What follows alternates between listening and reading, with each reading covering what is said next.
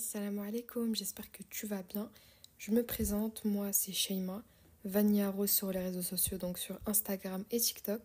Et l'épisode que tu vas écouter juste maintenant, c'est un ancien épisode de mon ancien podcast qui s'intitulait Comment ça va?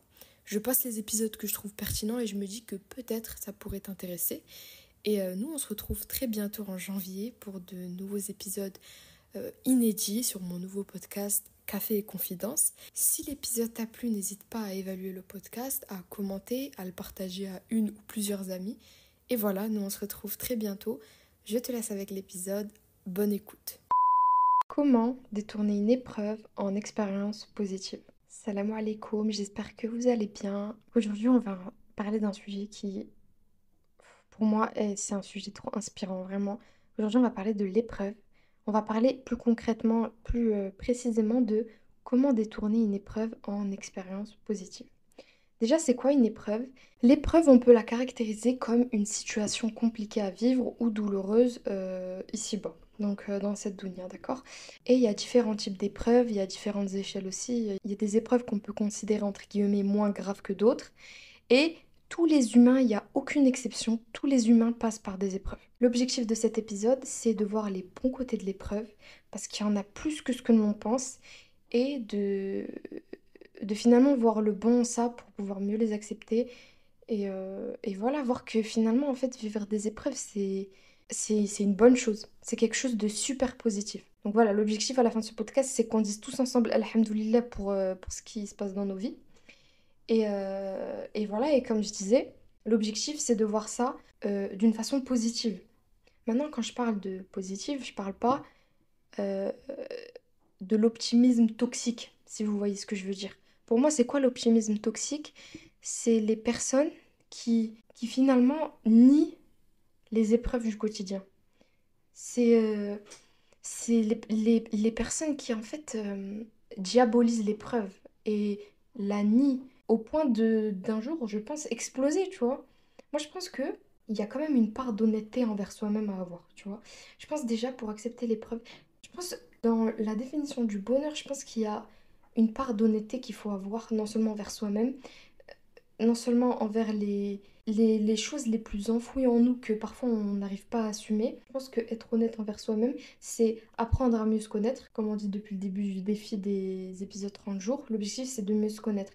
Et tu peux pas te connaître suffisamment si tu n'acceptes pas l'épreuve. Donc voilà, moi je pense que c'est bien de dire que dans la vie, il y a des côtés positifs, des côtés négatifs. Maintenant, il faut voir comment on dit là avec. Mais dire que la vie c'est que joie, que bonheur et que je ne sais quoi, c'est voir le monde de façon utopique et c'est pas ça qui va faire avancer l'épreuve en question. Je sais pas si vous voyez ce que je veux dire, c'est juste mon avis à moi. Cette année, j'ai vécu beaucoup d'épreuves, alhamdoulilah, je m'en plains pas du tout, vraiment. De toute façon, tout le monde vit des épreuves, hein. Ça n'existe pas quelqu'un qui en veut pas. Donc bref, j'ai été énormément éprouvée cette année et j'en ai tiré mais tellement de leçons, tu vois. J'ai tiré énormément de choses. Déjà, si j'en parle aujourd'hui, c'est qu'alhamdoulilah, je vais mieux, tu vois. Genre, j'en parlerai pas à chaud. Donc, voilà. Si j'en parle, c'est justement que je vais mieux et que j'ai pu comprendre, subhanallah, pourquoi cette année, il a fallu que je vive autant de choses. Tu vois ce que je veux dire? Parfois, sur le moment, bon, il y a quelque chose que l'humain a tendance à faire qui est pas ouf, c'est s'apitoyer sur son sort. Mais pourquoi moi? Cette phrase, pourquoi moi? Justement, derrière cette épreuve, il peut se cacher quelque chose d'extrêmement bénéfique que tu n'aurais jamais pu imaginer. Parfois, Allah subhanahu wa ta'ala, par les épreuves, il nous éduque et surtout, il nous prépare pour des événements qui viendront par la suite. Bon, je vais pas m'avancer sur les bienfaits de l'épreuve parce qu'on va en parler après, mais l'épreuve, c'est quelque chose qui éduque ton âme, c'est quelque chose qui te rend plus mature, qui te rend plus sage et qui t'aide à affronter les prochains problèmes que tu rencontreras dans ta vie, tu vois. C'est, c'est comme te passer un GPS dans une ville que tu connais pas. C'est comme te passer... Bon, j'ai plus d'exemples, mais vous voyez ce que je veux dire ou pas? En gros, l'épreuve, c'est un outil qui t'aide à grandir plus rapidement que prévu, tu vois. Et c'est incroyable quand on y pense. Ça, sur le moment, ça fait mal, mais comme on dit, tu vois la phrase il faut souffrir pour être belle. Ben, j'ai l'impression qu'une épreuve, c'est ça. C'est ça fait mal, ça pique, c'est douloureux, mais par la suite, t'as une plus belle vie. Tout simplement, pas forcément dans ta vie en elle-même, tu vis des choses plus positives où la vie va devenir toute rose, toute belle. Non, il y aura toujours des épreuves. Mais non seulement tu sauras beaucoup plus apprécier les bons moments, parce que justement, l'épreuve, ça te rend reconnaissant. Tu vois ce que je veux dire? Quand tu vis une maladie, quand t'es... Rien que le nez bouché, vous vous en rendez compte? Notre nez qui nous aide à respirer, tu vois, au quotidien, on est tellement habitué à ça qu'on n'a même plus l'habitude parfois de dire Alhamdoulilah pour ça, pour notre nez qui respire. Et quand t'as le nez bouché et que t'as une narine, ça coule et l'autre, c'est... tu peux même pas respirer, t'as l'autre narine, elle est bouchée. S'il vous plaît, c'est pas à ces moments-là, là, quand on galère à dormir, que on se rend compte finalement que un nez et un air qui passe, c'est précieux. Tu vois ce que je veux dire? L'épreuve, parfois, elle vient pour te faire, comment dire, pour te faire réaliser de la chance que t'as. Tu vois ce que je veux dire? Donc pour moi, l'épreuve, en vrai, c'est magnifique. Faut juste voir ça d'un autre œil. Mais, euh, mais bref, du coup, voilà, j'ai pu apprendre énormément de choses, alhamdoulilah. Et, euh, et c'est un sujet trop intéressant, donc on va parler de ça. On va parler de ça. L'épreuve, c'est quelque chose qui te fait grandir. Donc, je pense que faut pas voir les choses en mode chaque épreuve est un mal. En fait, il y a quelque chose qui revient très souvent. C'est genre la vie, c'est des montagnes russes. Il y a des moments de bonheur et puis après ça baisse. Il y a des moments de malheur et puis de bonheur et puis de malheur, tu vois. Moi, je suis plutôt d'accord avec ça. C'est vrai que la vie, c'est des périodes.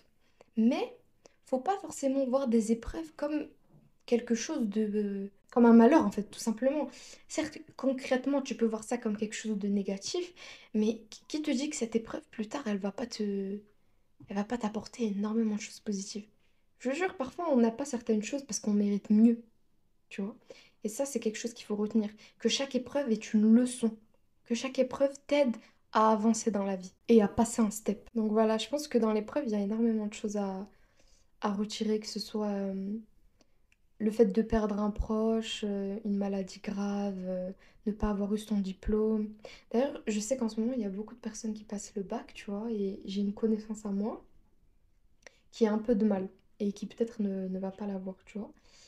Et bref, quand j'ai su ça, en fait, la Shaima d'il y a quelques années, elle aurait dit purée, j'espère de tout cœur qu'elle va l'avoir.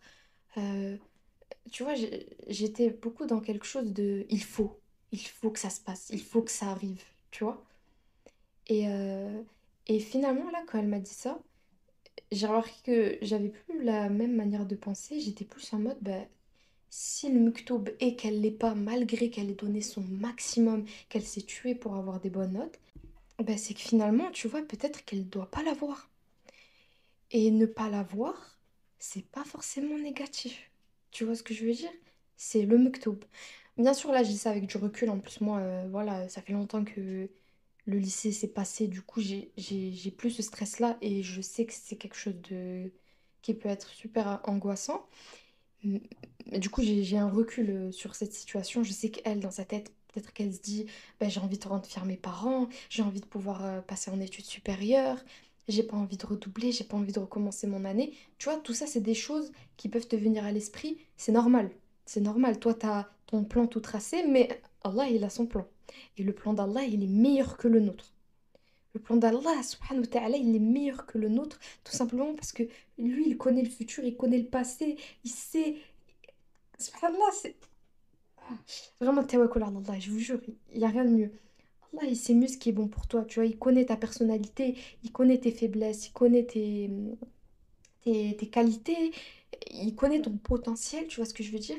Et moi, quand elle m'a dit ça, j'ai plus vu ça dans le sens, ben certes, peut-être qu'elle va redoubler, mais qui ne nous dit pas qu'en redoublant, ben, elle va retaper le programme et peut-être qu'elle va pouvoir avoir plus de temps pour s'informer sur, sur les cursus qu'elle voudrait faire plus tard. Peut-être qu'elle va du coup pouvoir trouver ce qu'elle voudra faire plus tard, qu'elle pourra avoir son bac avec une mention puisqu'elle aura tout revu et qu'après le lycée, ben, elle pourra directement trouver un domaine qui lui plaît. Parce que oui, bon, c'est totalement normal, hein, mais après le bac, il y a beaucoup de gens qui se réorientent, voire trois fois. Et c'est normal. C'est normal, hein. Mais non, parce qu'il faut qu'on normalise ça. C'est normal, certes. Mais peut-être qu'elle, elle va éviter cette étape en redoublant. Tu vois ce que je veux dire? En fait, il y a toujours un khair dans les épreuves. Il y a toujours quelque chose de positif que nous, on voit pas forcément. C'est pour ça que c'est très important de placer sa confiance en Allah. Et, euh, et vraiment, moi, il y avait un truc que j'avais. En fait, à l'époque, j'étais trop têtue. Et en vrai, même cette année, j'étais super têtue sur plein de choses. Il y avait plein de choses que je voulais absolument. Tu vois ce que je veux dire? Il y a des choses qui m'attiraient et je voulais absolument ces choses-là, que ce soit des projets de vie, que ce soit des personnes, tu vois. Et en fait, c'est pas parce que tu veux quelque chose que cette chose, elle est bonne pour toi. Et ça, c'est quelque chose qu'on doit se mettre dans la tête. D'accord? C'est pas parce que quelque chose te procure du plaisir, de la joie, de l'espoir que c'est une bonne chose pour toi. Allah, il a son plan. Et c'est pour ça que, alhamdoulilah, ben voilà, par exemple, une leçon que ça m'a appris, c'est il faut avoir du détachement pour toutes les choses de la dunya, parce qu'ici, tout est éphémère, de une, tu vois. Faut jamais s'attacher à quelque chose à 100%, parce que quand tu donnes le pouvoir à cette chose de te faire du mal, ben, tu vas forcément souffrir. Alors que si c'est juste une petite envie que t'as, mais voilà, tu passes au-dessus, ben, ça t'atteindra pas forcément. Je sais pas si vous voyez ce que je veux dire. Je pense que quand tu t'attaches trop à quelque chose, tu vois, trop, c'est forcément malsain. Une épreuve, c'est pas forcément négatif, tu vois. Pareil, je pense à une maladie, tu vois. Une maladie, ça peut, par exemple, te rappeler que nous sommes qu'éphémères ici, tu vois. Et ça peut te rapprocher d'Allah, subhanahu wa ta'ala. En fait, subhanallah, tout est fait pour une raison. Tu vois ce que je veux dire? Peu importe ce que tu vis aujourd'hui. Je pense que oui, voilà, comme je disais tout à l'heure, j'ai repris le fil. Il faut pas trop s'attacher à quelque chose et il ne faut pas avoir trop d'attentes dans cette dunya. Vraiment, je vous jure. Que ce soit envers des personnes ou des projets ou des choses. C'est très bien d'être motivé pour des projets. Attention, je dis pas le contraire. C'est très bien d'être impliqué, mais toujours garder une distance par rapport à ça. Parce que peut-être que cette chose, c'est pas un bien pour nous. Et du coup, quand ça va partir, ça va nous faire mal. Tu vois? Donc voilà. Mais je vais faire un épisode sur les attentes. Je vous jure, il y a trop de choses à dire sur ça. Donc voilà, Inch'Allah, il y aura un épisode sur le fait de ne pas avoir d'attente. Parce qu'en plus, il y a beaucoup d'avis sur ça. Il y a des gens qui disent que ben, nous sommes des humains et du coup, c'est tout à fait normal d'avoir des attentes. Bref, on en parlera, Inch'Allah. Mais, Mouhim, maintenant, on va passer aux bienfaits des épreuves. Et il y en a beaucoup. Je vous jure, il y en a beaucoup. Donc, comme on a pu le dire déjà tout à l'heure, les bienfaits, c'est une cause de repentance. Parce que, ben, par exemple, on va juste parler de la mort, hein, la perte d'un proche. C'est un gros rappel pour les autres. Ça... La mort, c'est quelque chose que tout le monde connaît, tout le monde sait que ça existe, tout le monde sait qu'un jour on va mourir, mais on a tendance parfois à l'oublier au quotidien. Tu vois, on a tendance à pas y penser, et ça fait que quand un proche à nous décède, on le voit pas venir. Et on est choqué, et on se rend compte que cette dunya, c'est qu'éphémère, tu vois. Et bon, cette épreuve-là, elle peut te faire très mal, voilà, t'as perdu quelqu'un qui t'aimait beaucoup, tu vas devoir réapprendre à vivre sans cette personne. Mais à côté, bah, tu as eu un rappel de la mort. Et tu peux te remettre en question et tu peux te repentir et ça va t'aider à avancer dans ta foi. Tu vois, donc, alhamdoulilah, au final, derrière, il y a un bien, il y a un avertissement, tu vois. Il y a aussi le fait que l'épreuve, c'est un examen de conscience. Parce que parfois, après les épreuves, bah, ça dépend quel type d'épreuve, mais tu peux te remettre en question après. Tu peux te remettre en question, tu peux faire une introspection, tu peux voir ce qui va pas chez toi et ça va t'aider à évoluer. Et dans tous les cas, moi je trouve que l'épreuve, ça te fait mûrir mentalement. Genre c'est impossible que tu traverses une épreuve et que t'en retires pas quelque chose. Peut-être que tu le sais pas, mais t'as forcément compris quelque chose en plus par rapport à la vie. Ensuite, bien sûr, bah, comme on l'a dit tout à l'heure, c'est une éducation de l'âme. Ça t'éduque, ça te rend plus sage, ça te rend plus mûr. Et subhanallah, on a besoin de ça, tu vois. On a besoin de ça. J'ai l'impression que quelque part, ça t'enlève une certaine naïveté, tu vois. Tu comprends mieux certaines choses. Et tu comprends mieux aussi quelles sont tes priorités. Tu vois, c'est comme... En fait, c'est comme un choc qui arrive dans ta vie, mais pour une très très bonne raison. Et ensuite, bah, on a des hadiths, bien sûr, qu'on va citer juste maintenant. Abu Sa'id et Abu Huraira, qu'Allah les agrée, relatent que le messager d'Allah, alayhi salatu wassalam, a dit: il n'est pas une fatigue, une maladie, un souci, une tristesse, un mal, une angoisse ou même une épine qui n'atteint le croyant sans qu'Allah ne lui efface par cela une partie de ses péchés. Rapporté par Al-Bukhari et Muslim. C'est pas trop beau? C'est magnifique, subhanallah. Tu vois, c'est pour ça que je lui dis, il faut qu'on change notre mindset quand on a une épreuve dans la vie. faut pas, vraiment, je crois vraiment le truc le plus important et qu'il faut absolument enlever, c'est s'apitoyer sur son sort. Il y a une différence entre accepter ses émotions et les extérioriser et s'apitoyer sur son sort et se demander pourquoi moi, qu'est-ce que j'ai fait, j'ai pas mérité ça. Tu vois, c'est quelque part avoir une mauvaise opinion d'Allah et c'est très grave. Il faut pas avoir une mauvaise opinion d'Allah. Allah, ce qu'il te donne, c'est pour une bonne raison. Tu vois ce que je veux dire? Donc voilà, là, il faut qu'on change notre mindset et il faut qu'on se dise que quoi qu'il arrive, on est en train de perdre des péchés. Genre, c'est pas une dinguerie. Genre, une partie de nos péchés est effacée. Je sais pas si vous vous en rendez compte. Et ici, il y a des gens qui ont des maladies chroniques, il y a des personnes qui sont en dépression, il y a des personnes qui sont handicapées, il y a des personnes qui ont perdu un proche et qui s'en rappellent tous les jours.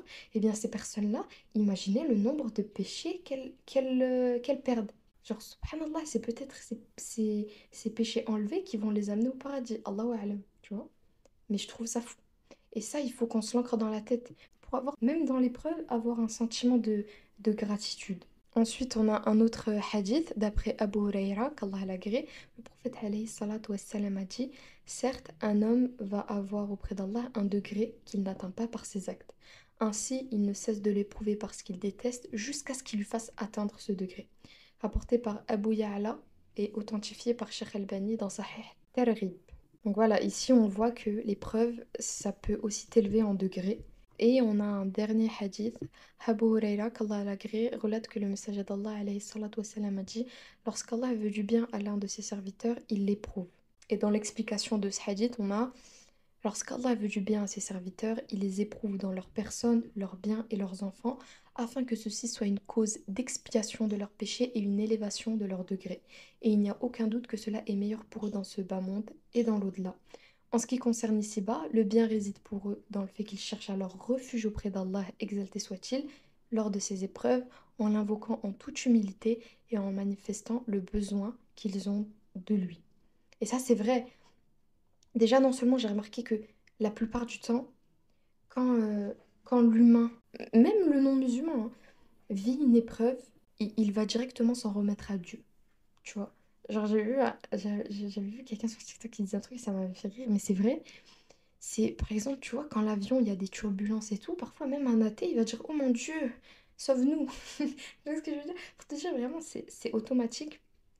Non seulement ça te... En fait, le fait de s'en remettre à Dieu, ça te rend plus humble, ça te rajoute en humilité et ça te rapproche de lui. Et c'est un énorme bienfait, je vous jure. Et Allah subhanahu wa ta'ala a dit, et très certainement nous allons vous éprouver par un peu de peur, de faim, de diminution de biens, de personnes et de fruits, et fais la bonne annonce aux endurants. Voilà. Ça, j'en ai grave pas parlé, mais...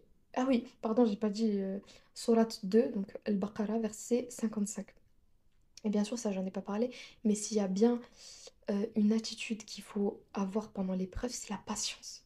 La patience, et surtout pas ne pas s'apitoyer sur son sort, tu vois. Bref, voilà, s'il y a bien quelque chose à retenir, c'est qu'il y a énormément de bienfaits dans l'épreuve, et les épreuves, c'est quelque chose qu'on vit tous sans exception, d'accord? Là, je pense que si je te demande de réfléchir à ta vie, il y a forcément quelque chose, que ce soit quelque chose de super grave ou de plutôt correct, entre guillemets, il y a forcément quelque chose qui te dérange un petit peu. Et j'ai envie que tu prennes du recul par rapport à ça, que tu te rappelles des bienfaits qu'Allah subhanahu wa ta'ala nous accorde de par l'épreuve. Et je veux qu'on dise, nous tous, à trois, un Alhamdulillah collectif qui vient du cœur pour remercier Allah de tous les bienfaits qu'il nous accorde, même dans l'épreuve. Voilà, donc préparez-vous. 3 2 1 Alhamdulillah. Bon voilà, on va terminer l'épisode là-dessus. J'espère que vous avez aimé ce petit épisode. J'espère que s'il y a des personnes qui m'écoutent qui sont en période d'épreuve et que c'est dur pour eux en ce moment, ben, j'espère que ça va aller mieux et j'espère que vous n'allez pas oublier ce qu'on a dit dans cet épisode parce que ça pourra vous aider non seulement à prendre du recul, mais à être reconnaissant même en période d'épreuve ben, pour ce qui vous arrive. Bref, voilà, j'espère que vous avez aimé cet épisode. Si c'est le cas, n'hésitez surtout pas à noter le podcast. Ça m'aide énormément, je vous jure, genre l'évaluer. Mettre des commentaires aussi, comme je vous ai dit, on discute là-dessus et tout, on papote, donc c'est trop bien. Et n'hésitez pas à venir me suivre sur mes autres réseaux sociaux. Bref, voilà, passez une bonne journée, une bonne soirée, une bonne semaine. Et on se voit, Inch'Allah, demain pour un nouvel épisode de podcast. Salam alaikum.